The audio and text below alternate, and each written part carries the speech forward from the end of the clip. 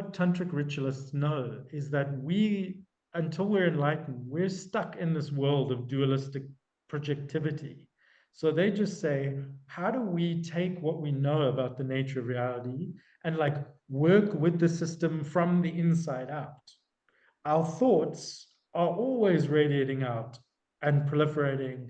They seem so concrete. They make all these light shows and then they dissolve. Our body appears and then it dissolves. Universes appear and then they radiate out, proliferate, evolve, become more expansive, then they dissolve and disappear. So this is the mechanism of creation and destruction. And we're now using our awareness, which is our mind, which is non-local, has no inherent qualities, is totally limitless in Buddhist terms, but we don't experience it that way. So we have to like trick ourselves. We have to graduate, because it's funny, like people in Western occultism always talk about Tantra as like the lightning path or the fast, dangerous path. But in Buddhist terms, Tantra is actually the gradual path.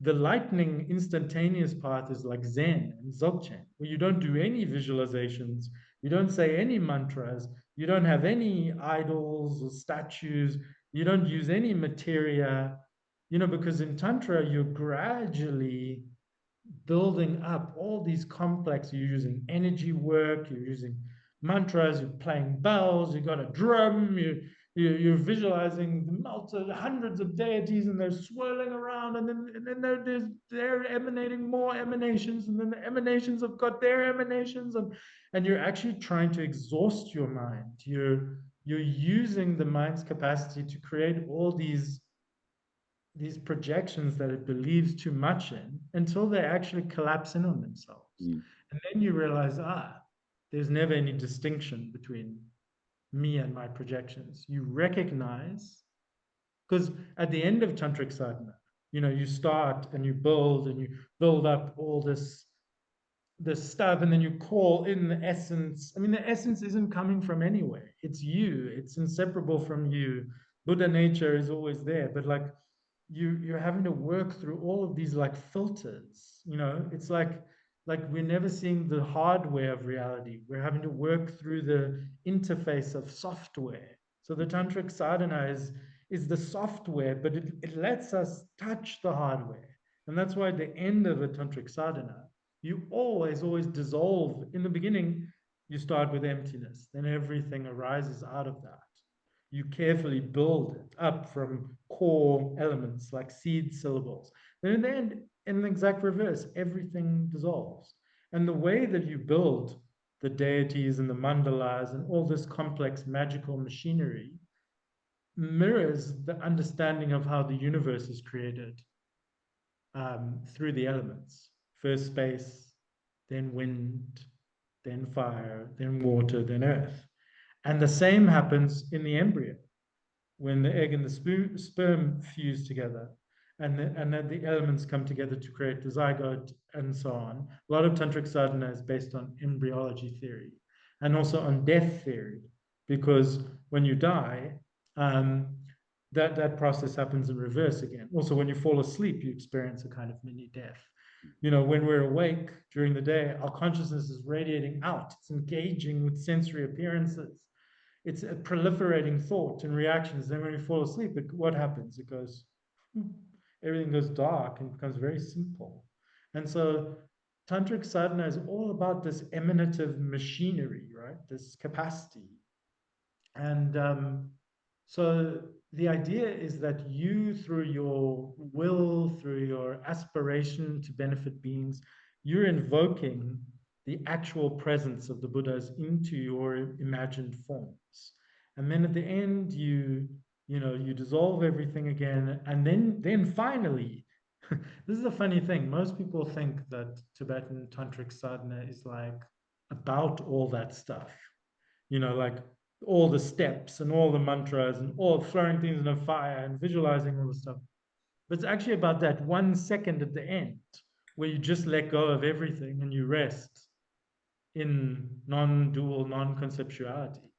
And often that doesn't actually even happen, like, because you haven't got there yet. but you just sort of have to try to do it as best you can until you're not trying and you're like, you know. So that's what's known as the Dzogchen stage of it's Kirim, Zorim, and then Dzogchen. It's the generation birth stage where you give birth to a deity mandala very elaborately. Then there's the Dzogrim stage, the completion stage, where you go inside your body as the deity into the channels, into the chakra. It's like into the more micro DNA of the universe that's inside you, that's been completely present the whole time. You're not focused on the external machinery. You know, the generation stage is much more about everyday magic. You're creating yourself as the deity, you've got its mandala, and then you can manipulate the world of appearances. The completion stage is much more about going into your own energy body, into the essential core of your nature. And that's where all the yogas, like the yoga of transference and poa happen, tuma, inner heat, sexual yoga, stuff like that. And then Dzogchen, at least early on, was the end result, where all that gets dissolved and you just rest in the nature of reality. And then, you know, it's beyond time and space. But, you know, it's a kind of a formality at the end of every sadhana, whether or not you actually realize anything. So why I'm telling you all this, you need to sort of understand it to understand consecration of images. But you also need to understand it to understand my critique of Alexandra David Neal, which is, I think, it's just speculative, but I think if you explained this to a Tibetan Lama, they'd be like, yeah, she created a visualized form, and then a pre-existent spirit just came inside.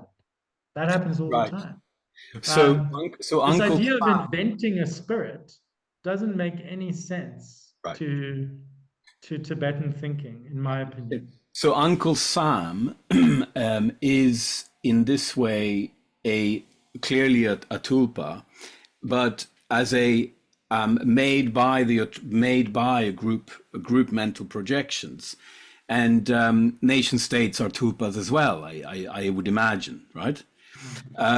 So when you are consecrating, so as an example, would Uncle Sam be the monarch if America was a monarchy? Would someone have to dress like him in order to hold up the spirit of the nation state, like you would in a tantric practice?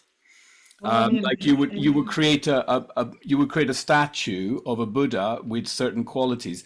So, you know, because now we are doing in a nation state does it. I'm not American, by the way. I'm just mentioning America. But in Sweden, you would do it with a Valkyrie called Svea. So you would have she would represent the thought form of the nation. Whereas Uncle Sam is a very much, I think Trump is moving in a direction where he's positioning himself quite closely to that. I don't know what you would call, if you would call it a tulpa, but certainly something of a thought form. Now, would it be then necessary? Is Uncle Sam a necessary type of creation in order for the nation state to stay as a tulpa, to stay as a thought form, as an example of what you've just said? well, I mean, I guess my main point was that I'm not sure that a Tibetan ritualist would agree that human beings create spirits from scratch through Right. belief. Right. Interesting. That's a very Western occultists often think that's what the Tibetan teaching of the Tulpa is. If you just believe in something or it goes viral in pop culture, then it becomes an autonomous Frankenstein-like spirit that we can't control. But I So how don't is think, Uncle Sam? But how is Uncle Sam made? Would you say that Uncle Sam is a spirit or autonomous as something that lives, or has he been, or is he not even a projection? Is he a living type spirit? I As an mean, example. I think like just I'm being like a stickler in terms of the way that Tibetans usually talk about these sorts of things. Okay. In the Buddhist worldview, there are countless sentient beings throughout countless dimensions. Mm. There's more than any of us can ever know or conceive of. Mhm. And on the ultimate level, none of them exist. They don't actually exist as independent beings. But meanwhile, they're living in multiple planets and universes. And so for the average Buddhist, there are just spirits of every possible kind, highly noble, divine celestial spirits, tortured spirits, restless ghosts, every possible kind of spirit is there. How we perceive them as humans is very different to how they perceive themselves, or how another spirit or being perceives them, or how an animal perceives them. But if I was being like if I was thinking about these issues sort of in a more typically Tibetan way, it's like there isn't really a concept of like, if we all believe we create Uncle Sam as a god. There isn't really that concept in Buddhism. Everything that exists in Buddhism. Everything is always appearing and dissolving. So when you encounter a spirit, it's probably just a sentient being in another reality.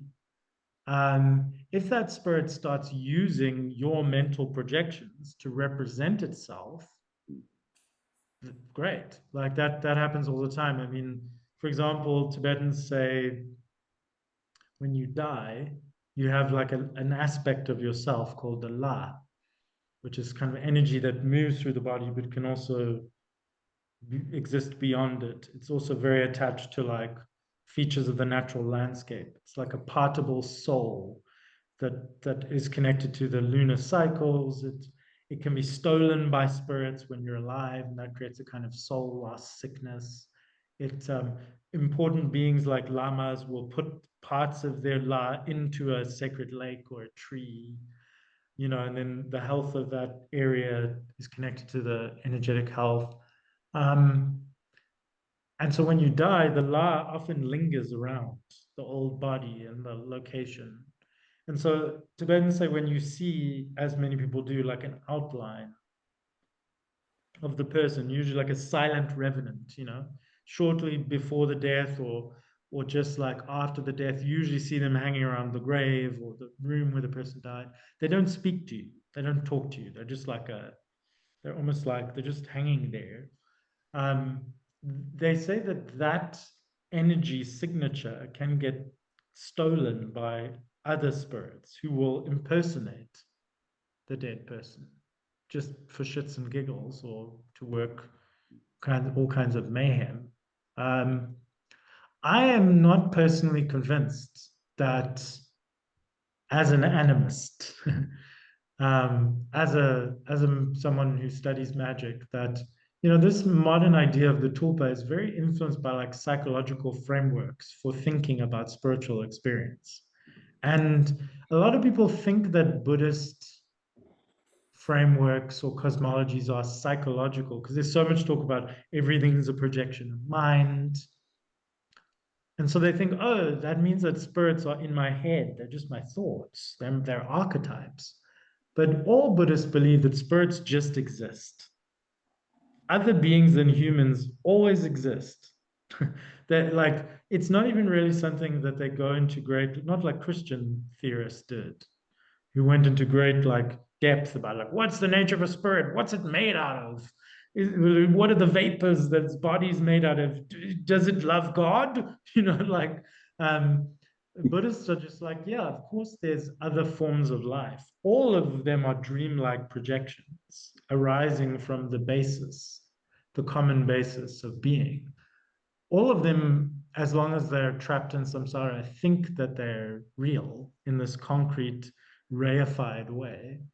Some of them have strong clairvoyance or live 10,000 years, or that's the benefit of swearing pacts with spirits in the Tibetan Buddhist context, relying on worldly deities to like do things for you because they're really old. They've been around for like, humans only live for like what, 80 years, give or take.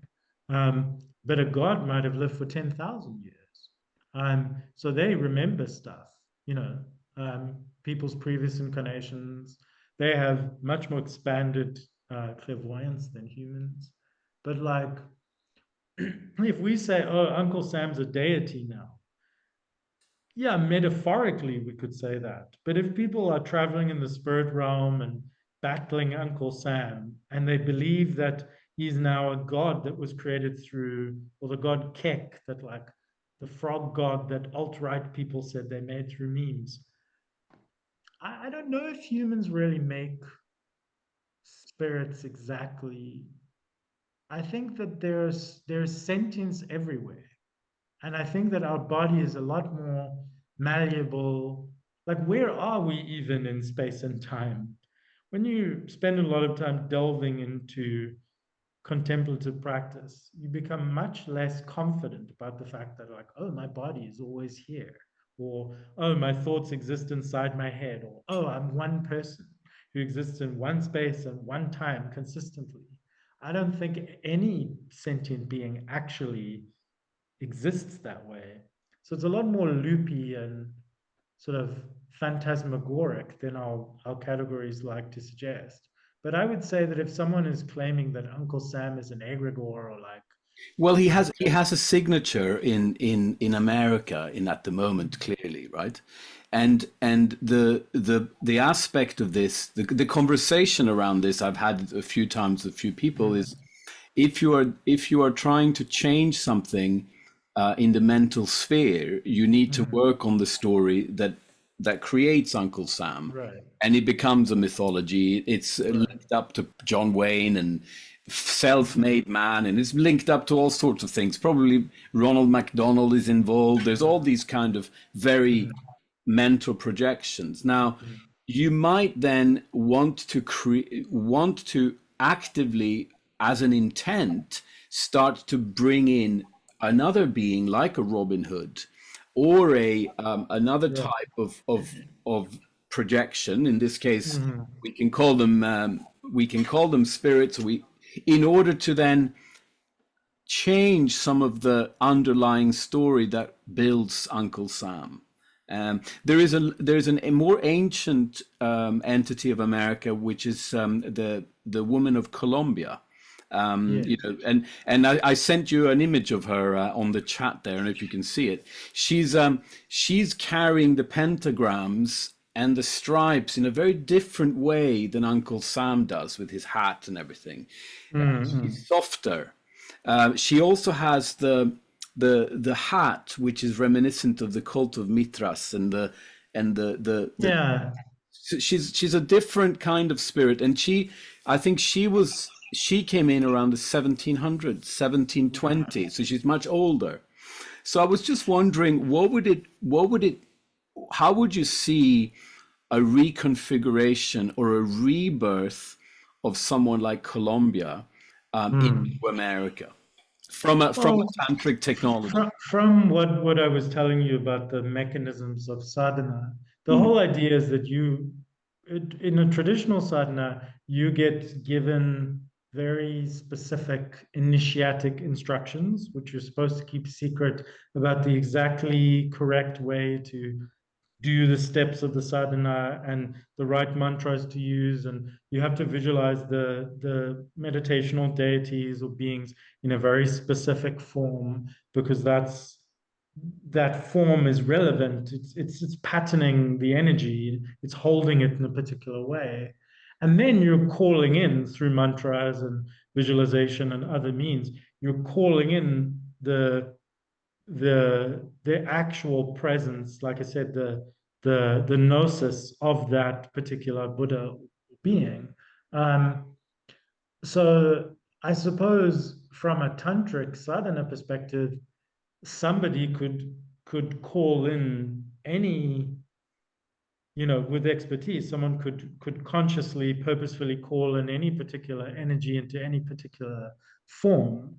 Um, but from a tantric ritualist purist perspective, people would say, no, you mustn't call Tara's gnosis into an image of Columbia or the Virgin Mary, because that form is not is not properly aligned with the expression or the view that of this being, which is not a being, which is a Buddha, like I said. So, but then of course, religious syncretists will say, oh, I see, and this happens all the time in the development of religions. People will say, I see this deity, I conflate this deity with this new form. So, you know, a tantric practitioner might have a dream in which or a vision in which a pre-existing Buddha or tantric saint appears to them in a novel form as Uncle Sam or as a pre-existing worldly god. This happens in Tibetan Buddhism too, worldly gods from other pantheons that are not believed to be Buddhas, that are still gods in samsara, are come to be seen as potentially emanations of a Buddha. So um, the Buddha can appear in the form of that worldly deity, which then makes propitiating that worldly unenlightened deity actually okay.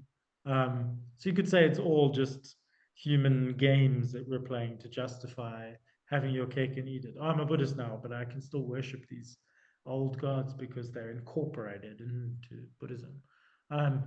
From But like from a feminist, let's say a feminist ideal where a woman's voice needs to be heard, or something like this. Let's say at a current situation, that Colombia then takes the flag is not the 50 pentagrams is not on the top hat of Uncle Sam.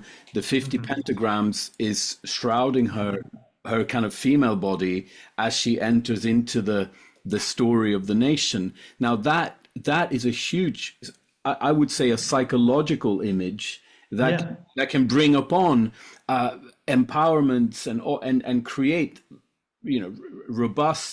robust differences of how say, I'm just using America for all this as an example, but how it identifies itself, just like for a human being. Yeah, definitely. I think so. And I think, I mean, it's difficult for me to answer from a kind of tantric Buddhist perspective because innovation is a kind of a dirty word in these religious contexts. Like you do the sadhana in a really specified way because you're very exacting about what you're trying to accomplish. You're not doing what Alexander David Neal did, which is like, let's just create another container Well, and this see is what it. happens. This is exactly I'm following this example. That's why I think it's Yeah. fascinating. And This so kind of like I subversive. suppose I suppose like I would also say, like for me, my personal feeling is if you have a container, be it on the level of imagination or a material object, like most magical traditions understand that if you put like a doll out on your shelf and you start interacting with it for long enough, or you just leave it there for long enough, chances are something will live inside it eventually. The It's very good forms, to use one to find lost objects, by the way, if you yeah, haven't done that already. yeah, and it's like, you know, people throughout the history of human religions are always creating material props, the focal points for immaterial and shifting energies. The word in Tibetan for a material representation of a Buddha is ten, which means literally a physical prop or Yeah. medium. And this is what consecration rituals are about. They're about how do you ensure that you unite the gnosis, the wisdom being, with the visualized form of that Buddha, what have you, which you then dissolve mentally into your physical object. And does that And then include a mythology? Does that include a chant? Does that include a story? yeah, there's narrative. I mean, some of the most elaborate, they're called rapne in Tibetan, which rapto neba, which in Tibetan means to make stay or remain perfectly or completely. Because the idea is that you're taking something, I mean, it's a paradox. The whole thing's a paradox in Buddhist terms. You're taking something that is by its nature intangible, not capable of being limited in space and time, and you're saying, please stay in this object for as long as sentient beings need you. The ritual, Rabne rituals can be very long. They can take days to do and have so many steps. You get your physical objects, you draw an elaborate mandala, protective circle in the area you're doing the ritual. You call up all the local spirits who might be hostile to your ritual. You feed them and banish them out of that space. You then prepare all of these substances, special herbs and stones and nectars, and you consecrate them, and you have all of these substances to rub onto the statue or representation. But ultimately, at its heart, I mean, you can do a rabne uh, procedure For for Colombia. well, yeah, you could. I Yeah. mean, I would only know how to draw in. This assumes that, like, so in the tantric context, there's a very specific way that you prepare the physical representation and that you link it to the very specific Buddha energy that you're interested in. So one way that happens is, just the form, the iconographic form of the image, the painting or the statue. I mean, historically, Rabner consecration rituals were developed to empower Choten in Tibetan, or stupa. You know what a stupa is. Yeah. So a stupa became the kind of paradigmatic, symbolic representation of the Buddha's mind, enlightened mind. And a stupa is essentially a reliquary shrine. So it responded to this three-body problem of Buddhists, which is, the Buddha is gone, but we have relics, we have bones from his body. What do we do now? He told us that Buddha nature is beyond conceptual reification, but like, how do we create continuity? So they created a reliquary shrine, and then the idea developed over centuries, like, how do we continue to ensure that we have a true and potent link to in the enlightened awareness? How do we guarantee that this perishable physical dead object becomes a basis for our own seeing of our own Buddha nature? So they developed this whole genre of consecration rituals. And these, like I said, these rituals can be very complicated or they can be very simple. The simplest way of doing it is just to write the mantric seed syllables for Buddha body in the head, Om, white Buddha speech and energy in the throat, a red ah, and then hung, a blue hung syllable in the heart for Buddha mind. And you write that on the back of the head, like if it's a picture of the image, you write that ideally in the appropriate colors, and then you do a very quick set of prayers where you imagine the visualized being. You create your visualized container of that deity in the image. Then you imagine that radiating of light from their head chakra, throat chakra, heart chakra, calls in the actual body, speech, mind of that Buddha, becomes inseparable with it, the uniting of the two beings, the commitment being and the wisdom being, and then you let that form dissolve into the representation. That's the core of Rabne. Now, there are like procedures that elaborate this enormously, where you call on the worldly gods and demand that they then at the end protect the representation. There's also procedures with a physical statue that are quite specific. A lot of people don't know this, but like, you can buy any Buddhist statue in Nepal or something, but until it's been consecrated, Tibetans consider it to be zuma, fake. So it's kind of awkward and gauche if you have a tanka painting in your bathroom, but Tibetans console themselves with that great blasphemy by saying, well, it's probably hasn't had a rabne, probably hasn't been consecrated by a trained tantric master, so it's actually just a piece of paper. So officially, a statue is only really a real embodiment of Buddha mind and quality and activity and so on if it's been filled. So what that means is it gets literally stuffed with stuff. It always gets filled with actual relics, ideally relics that can be traced back to any great masters or even the Buddha himself that are said to be real relics that are material linked to that. And then it's also filled with herbs, with precious jewels. Lots of mantras are written for body, speech, mind, and they're rolled up. One of the most important things is it's called a sokshin, like a tree axis, the world axis. It's like the central channel in tantric yoga. You put it inside the statue so that the statue has a central channel. It's empowered with mantras. If that's not in there, it's not a real. You see that in the stupas, don't you? You see that axis rising up in the stupa. Yeah, it's not a real stupa or a real statue if it doesn't have that properly ritually placed. And then also an important part of the Rapne is you'll often see statues awaiting consecration after they've been made by an artisan. Maybe you've seen this. They have blindfolds. I don't Oh, know if you've seen this. Um, it's called amazing. it's called Mikcheba, means the eye opening. This is an ancient part of the consecration.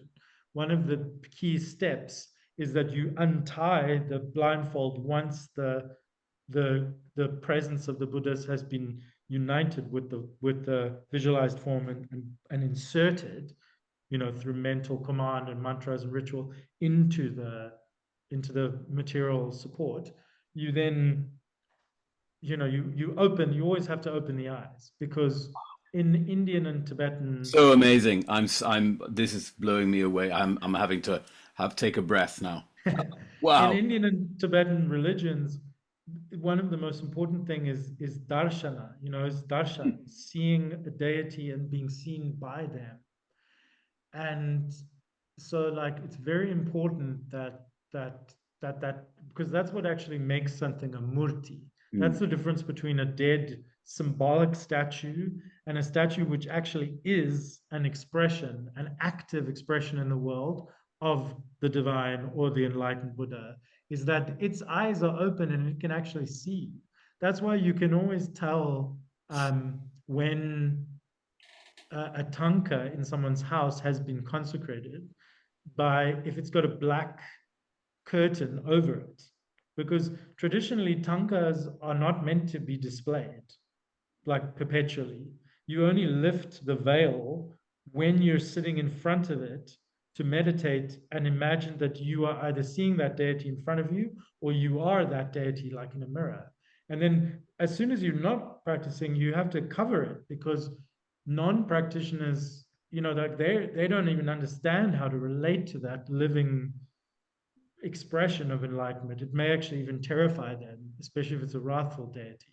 So that's an important stage. Another important stage of the Rabne procedure is empowerment. So you actually, once the Buddha is inside the physical object, you actually give that physical object a tantric empowerment, like you would a person. And A form tantric. of libation or a No, an libation. empowerment is a specific series of initiation procedures Right. Okay. where the Buddhas are actually called into human students' bodies as if they were a murti. Right.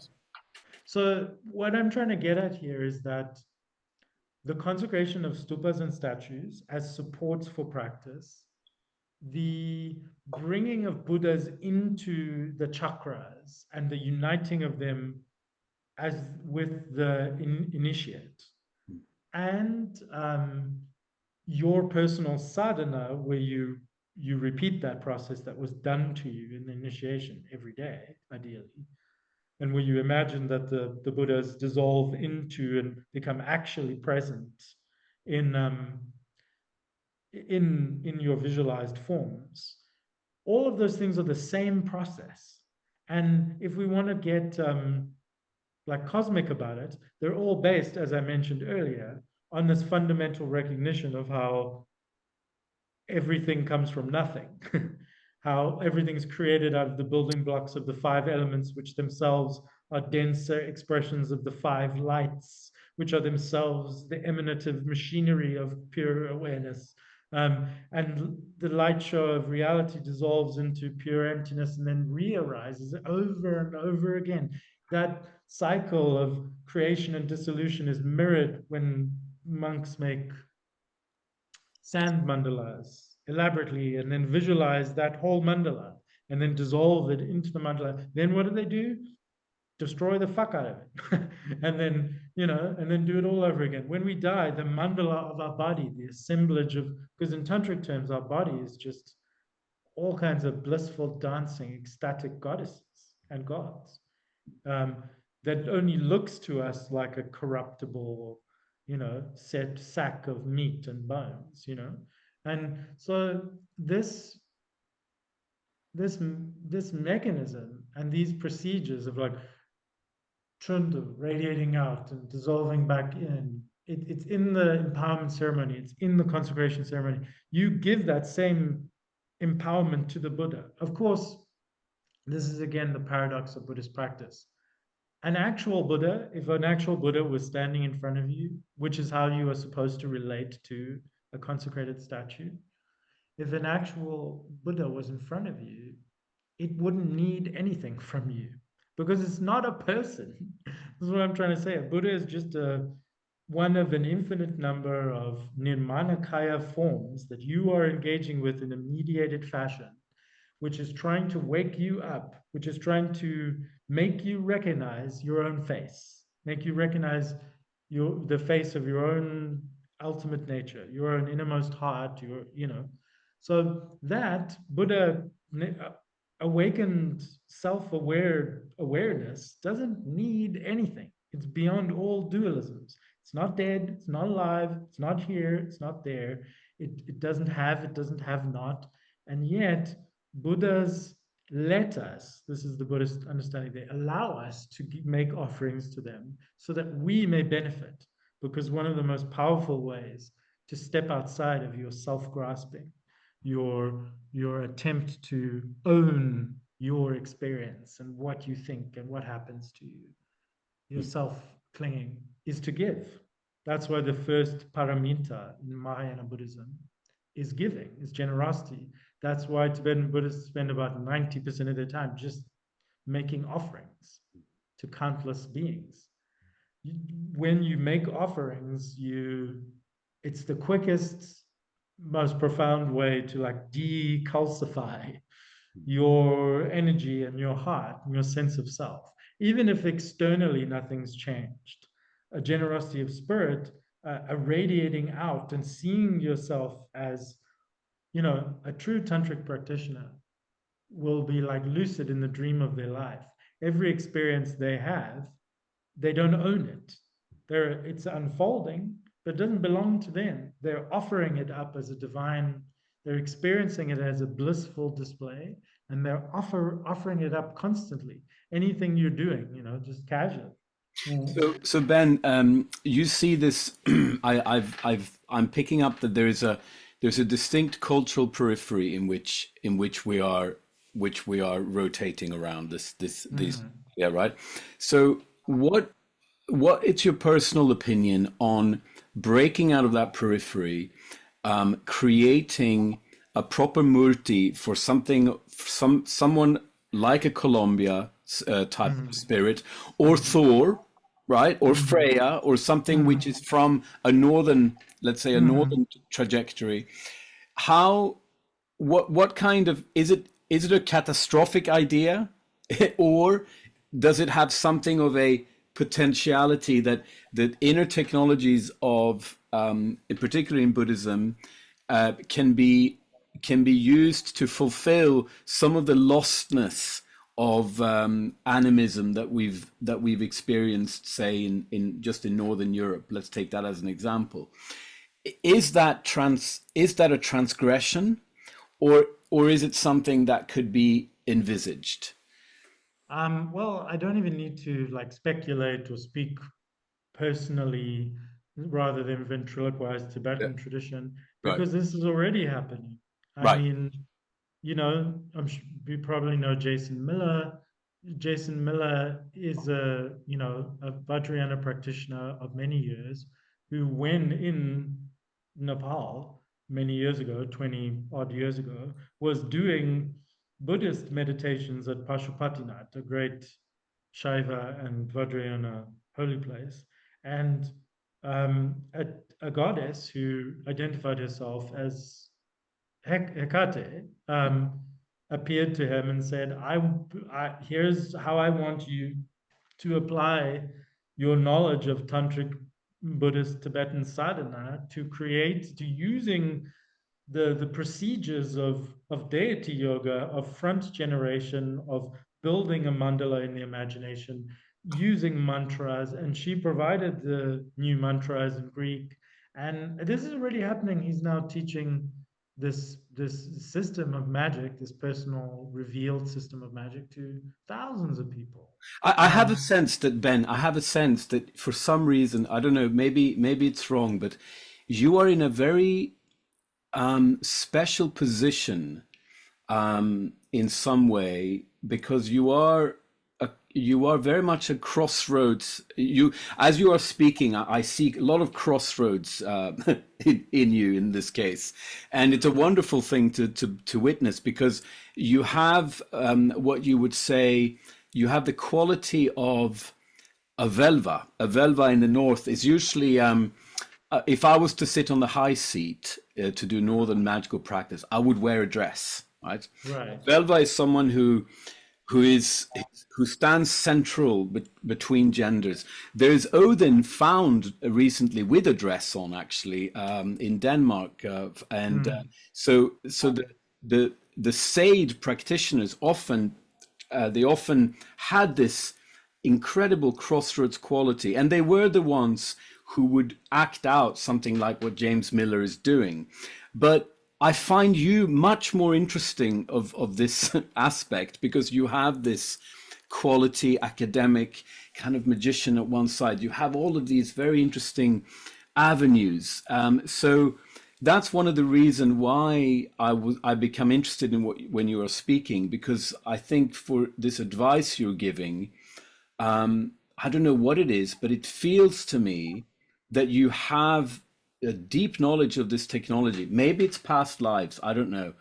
Maybe you have been a vulva in the past, but you are a perfect contender for the high seat, which is someone who can then act out paradoxally, work with lots of things in paradox, lots of issues, holiness on the right, bottle of wine on the left. I mean, all of these things.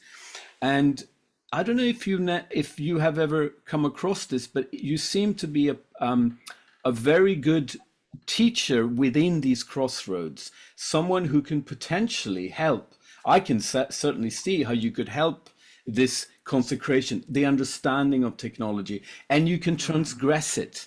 That's what I find fascinating. Or you can push up against the periphery. Right. Like I'm a big, okay, so firstly, in response to some of what you said, I I my happy place is being a mediator and a translator. I do like being in that middle ground, Yeah. and it's easy. I like to take on a perspective while not necessarily committing to it wholeheartedly. Um, and that is a form of possession too, an academic possession where you ventriloquize a point of view or a tradition. But yeah, I mean, I wear different hats. Like I'm a big sort of advocate of like know a tradition well, and then like I don't personally have any problem with people incorporating elements like Jason Miller has done of Adriana and applying them in these kind of non-traditional ways, because he knows the tradition and he's very clear about it not being, what he's doing is not traditional. He's very clear about that this is in some ways an innovation. It's based on research of ancient Greek religions. It's also personal visionary experience. So I think that's how these things have to work. Like in terms of your question of could these procedures of Rapne be applied to to like creating a murti of a 10, a representation of 4. Yeah, definitely. And to a certain extent, I hinted at it earlier, like this stuff actually also just happens, regardless of whether you know how it happens. I believe that too, because if you go to India, it's extremely common. It's actually expected that this will happen. If you go to small villages and you go to a small village temple, it's not affiliated with some big ashram or like Vedic Brahmin priests, really.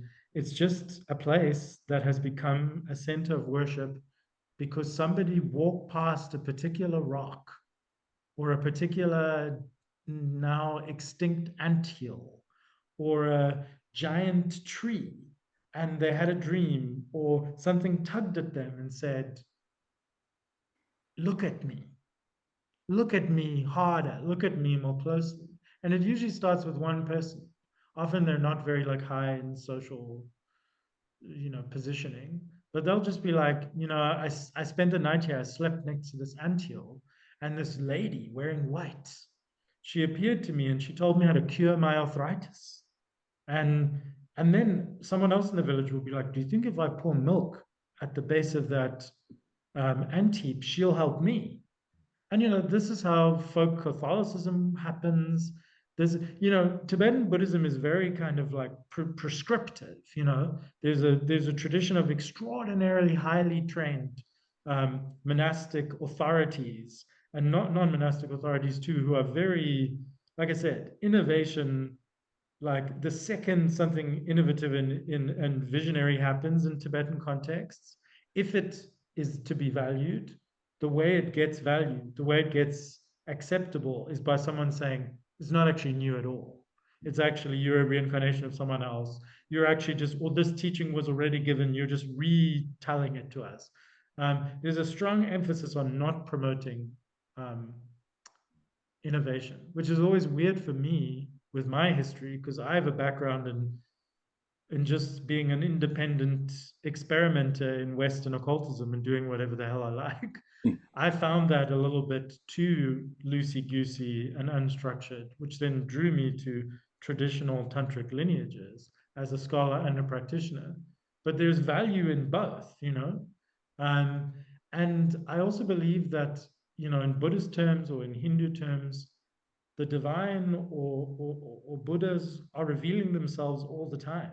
And some of the most powerful deity representations in India that you can see are literally just lumps of clay on the ground or a rock that someone has painted eyes on because it looked at them. It looked at them in a way that transmitted shakti, that transmitted power to them.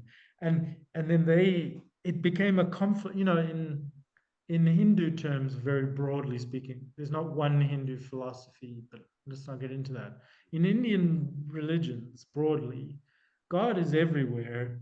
God is immanent. God is transcendent. God can show itself in any form. God wants to be seen. God is many. God is one. God is nothing. God wants to be known. God He wants plays to the meet. flute. Yeah. Yeah. And so God is always going to, or the goddess is always going to show herself, like somehow. And the crazy thing about these situations where sites of worship just emerge organically is that, like, sometimes which is wild for India, it even crosses like Hindu and Muslim lines. Muslims start worshiping at this place, and then they decide to bury one of their Sufi saints there, and then all of these complex syncretisms happen. And then somebody gets, soon people are like, oh, I wonder what else that this goddess needs. We don't even know her name. A week later, somebody's out there worshiping at that ant heap, and then all of a sudden they get taken over by that goddess.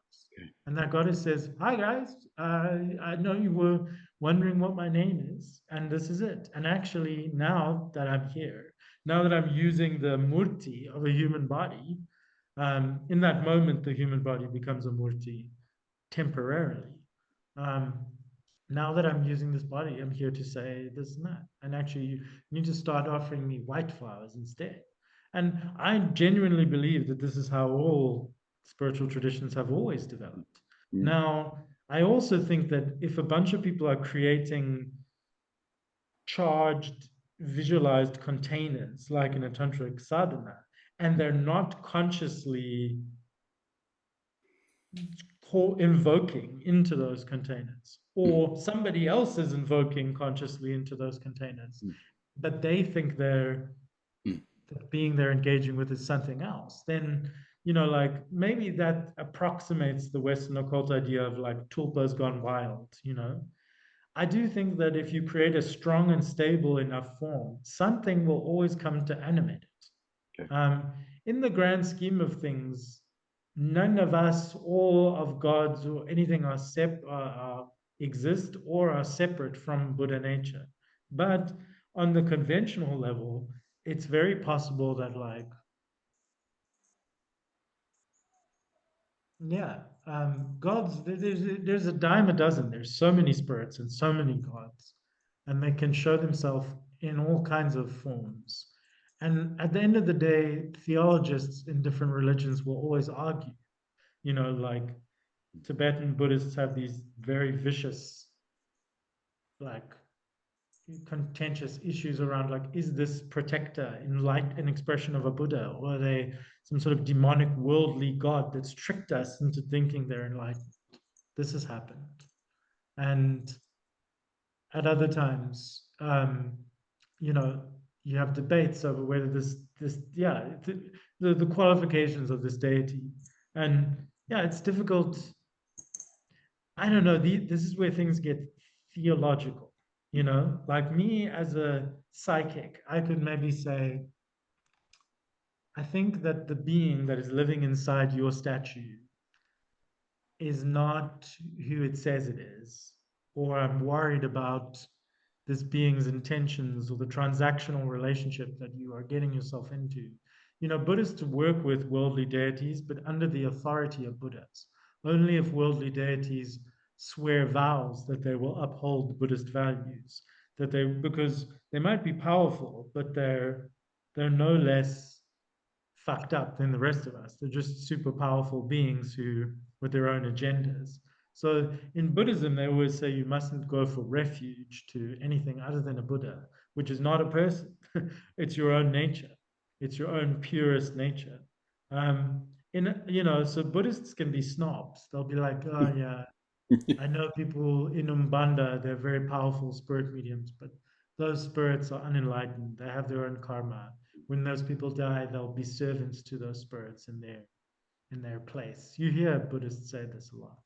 They'll be smug and they'll say, I worship these worldly gods or vicious demons, but under the command of Buddha, so I'm good. We can have all kinds of arguments about whether that's true and whether your God is a real God or if it's a folk saint or a legitimate saint or a demon masquerading as a dead person. We'll never really be able to prove this definitively, because in Buddhist terms, we can't prove that we exist definitively. But also, there will always be different benchmarks.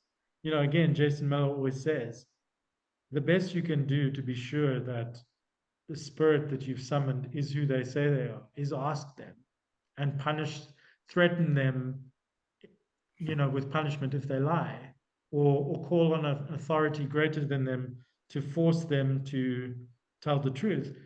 But even then, how do you know that that was successful? Like it's the same as you and me. Like you only have the information of your senses. You will never experience me in the fullest sense. I can tell you all these things about myself, tell you my name, but you'll never really be able to prove if it's true. You just have to enter into a social relationship with me over time and see whether I deliver on my claims or not. And that's what humans have been doing with deities and spirits of various kinds since we became self-aware, I think. Yeah, what's that famous biblical saying? You just said it in a different words. Know them by their fruits. What is that? Who is that? Yeah. Jesus said, I believe. Was it Jesus who said it, or Matthew? Yeah, by their fruits shall you know them. By the fruits shall they be known. Yeah. And yeah, I mean, that's all we're really left with. So Yeah. like I think in terms of your examples of like these new egregores, I don't know, like if I put my Tibetan Buddhist hat on, I'd say, yeah, chances are there was already a deity of some kind Yes. waiting to just take on those, to wear those She holds a clothes. torch. Now that you say it, she holds a torch for is it Columbia Pictures? You know, the film Yes, yeah, company? yeah, yeah, Yeah, yeah, she's yeah. actually holding a torch there. Now, yeah, that's her as well, doing something else. But she's, yeah, so that's interesting. Yeah, she probably is in that picture I showed you. For the viewers, I'll put it up on the screen when I edit this. But that she has that, she definitely has a Northern European kind of Frigga type look. Yeah, And some I would say German so. goddess. And you know, so like, okay, if we, it depends where you start. If we start with an image and maybe some popular culture kind of investments, maybe at a certain point, inevitably images get animated. They can't, it's what they want to do. They want to come alive. Yeah. Like in a previous discussion, I likened tantric sadhana visualization. You create the visualized forms to me, it makes me think of you know, like those carousels, like those, like fun fairs, those fairgrounds with like the horses and the Ferris wheels. And like when you're visualizing, I think of it as like you're building or you're installing all those rides. Mm.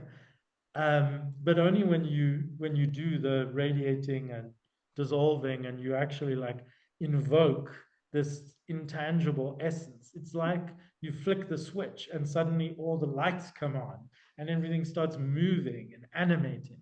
And I think that sometimes this animation happens unconsciously by accident. I do think it's true, like that little kids with a toy, their toy often becomes enlivened, animated. It's kind of inevitable because it has eyes. You know, there's a Mm. Muslim cultural taboo in many parts of the Muslim world where, I mean, it's a complex thing. Part of it is about the idea of non-idolatry. You know, God is one and beyond like limited expression. So you shouldn't have any forms of the prophet. And then some Muslims take it even further and say you shouldn't have any photos of humans. Um, but if you talk to people on the more folk level, they'll often say, you actually don't want pictures with eyes, because when a picture has eyes, then jinn can come inside. I've Um, experienced this. Yeah, yeah, I've experienced this in my own creations. I put eyes to a goddess once, and it caused mayhem in the house. Yeah. yeah, and I think it's this idea that like we're all engaging with this sort of mediated soup of sentience. Mm. And you can take the Buddhist view, which is like everything is illusory. So then the other side of that is everything's true. Everything's equally a dream, so it's still happening. Yeah. Or you can say, well, anything I imagine is actually real on some level, which is more the Western approach, which is like anything we imagine can eventually become real. That's more the Western occult kind of idea. Honestly, the gap between those two um, points of view is probably smaller than most people will acknowledge. But yeah, I mean, I think whether you say, I could just say in a very snotty way, oh, I don't think anyone's ever created a spirit from scratch. But when I was younger, I made servitors and thought forms more or less elaborately in a variety of ways, experimentally to see how they'd work. Um, I suspect that in all the instances, there was already a spirit that had its own life separate from me. But then again, how do I know that? Like, it's just what I feel psychically, um, or my preferred worldview. I can't like prove that. Like, you know, I can't prove, as I said, as a Buddhist, I can't prove that anything actually exists in a fundamental way. So it's all just me griping at the Western occult idea that like I think why I get a little annoyed with the Tulpa discourse is that it often sort of suggests that like it's almost like too easy for your thoughts to become alive. I don't always know if it's that easy. I think it to really create a reliable tulpa, requires a certain amount of ritual skill, and also requires just that there are spirits, perhaps, if you want to apply that point of view, who are willing to, like, I did one servitor experiment when I was younger. I forget where I got the idea from, but I just wrote like a contract, a spirit contract. It was like a wanted ad for a spirit. I was like, this is what I want you to do, this is how I want you to do it. And then I laid up like a kind of Ouija board and a pendulum, and I got into trance, and I just said, are there any spirits out there nearby who, it was like a classifieds ad on the astral plane. And then one said, yes, I'll do it. And then I said, okay, who are you? What do you like? You know, and it told me how it wanted me to create a physical representation for it.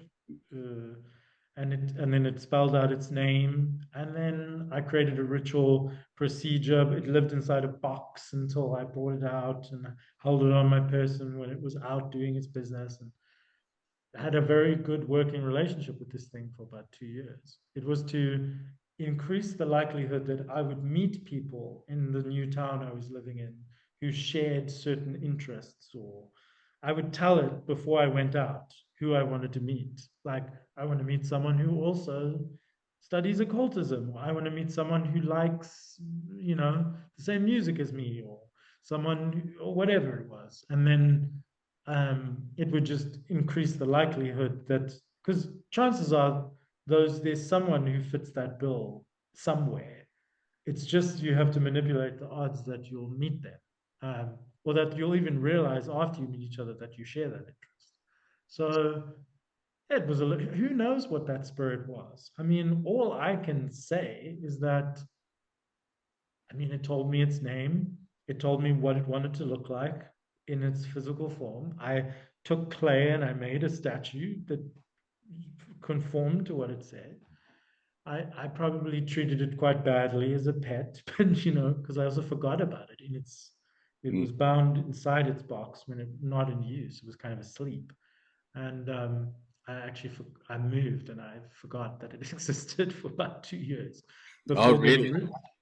getting rid of it. Yeah, but Oh, then that's an interesting idea then of what you would meet after you've forgotten about someone. well, yeah, I mean, there's this idea that Who spirits did you require actually end offerings. up bumping into after that? Yeah, well, I mean, spirits Is that require various kinds of offerings depending on yeah? the relationship that they have with humans. That's the defining Mm. factor. In a way, actually, I heard another occultist talk about this recently. His preferred model for understanding like categories of spirit, it makes a lot of sense to me, is whether something's an angel or a demon ultimately boils down to the nature of the demands and the relationship that you have on each other, and the social enmeshment that you have. So, like, I think about Tibetan practices like Chit, this practice where you purposefully go to like a haunted place and you offer your body, the I love imagined the chod form. practice. Yeah, I've done the Yeah, chod practice. Yeah, great. and you offer it to spirits, including especially the spirits who would normally not want to have anything to do with, because they're predators, because they're angry at you, they're your karmic creditors, and they want to feed off of you. But you go, look, I'm not attached to my body. My body is this infinite illusory display. Once I understand that, I can magnify it and fulfill all your needs. I I was do very this. happy to have the monks reconstructing me though after a big chod session. It's Because there was I wouldn't want to do that on my own in some graveyard, you know. yeah. I mean, I was happy that they blew the trumpets and did yeah, the it's not reconstruction. something you want to do. I No, mean, that charnel ground practice you do, the founder of Chit actually wrote about it in an interesting way. She said, do like baby steps. She said, start practicing in your bed. all That's right. like the safest place. Then go to like the floor next to your bed. Then go to the doorway of your room. All right. And then like slowly go outside, and then eventually you go into 108 charnel grounds.